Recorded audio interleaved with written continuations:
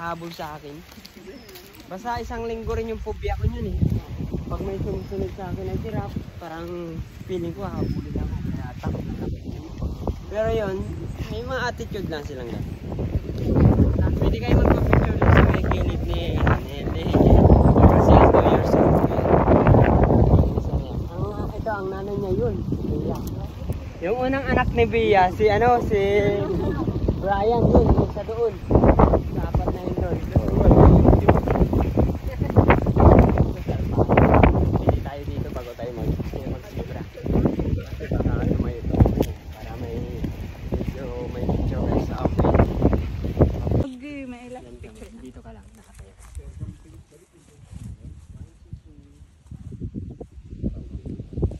Marami pa rin tol yung ano na to, makutan na to. Oo, marami pa po half body ko.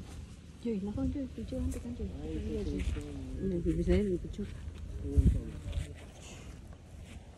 Kaso lakas yung mga agat. Yung ano nila.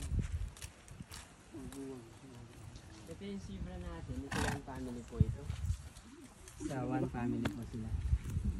Huwag muna kayo maglayas, magpa-picture muna kami. Huwag kayo magputang video. Dito tayo sir, picture kayo. Ako sir.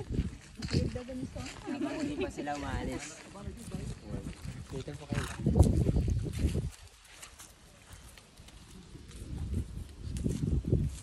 Pag ganito kasing Picture. Picture. Medyo ano yan, dito lang sila. Pero pag mga hapon na, parang natin mga alas 2 na yan, kalat na yan sila. Picture na kayo. Diyan na lang po. Kaya pa din eh. Pero pinakaano talaga giraffe.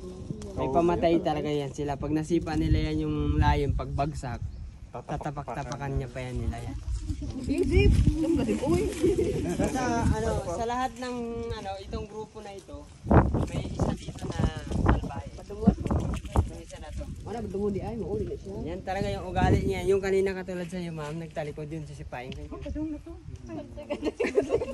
diba, nagpag-picture ko na isa, pinalayo ko na kagad. Yung kasi may nasipa na ito na Chinese. Gusto niya hawakan, sinipan niya. Dito mabuti, dito lang dapat. Hello. Dili po siya kaabot. Huwag niya lang po ilapit ha, kasi nakaraan. Lalala nangut ko, aburido siya oy. Alam mo naman yung mga manggi natin.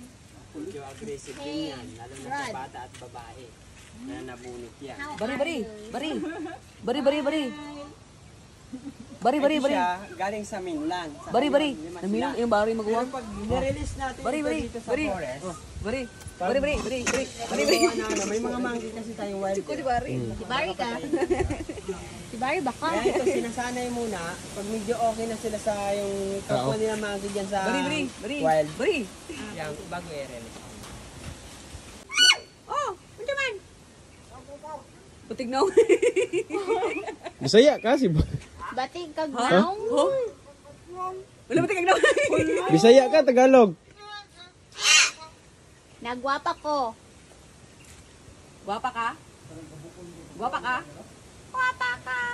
Guwapa ka. No, nasuko man. Balita ko ninyo. Boy po. Hindi siya kumakain ng patay. Kung kilala niyo si Gunter sa Coron, baka natandaan niyo foreigner doon. Yan sa kanya, dinimit lang dito. Mga anong year pa yun. Ito kasi mga ano to 15 years na dito. 7 years old siya nang dinimit. Maliit pa man yan dati. Maliit pa naman.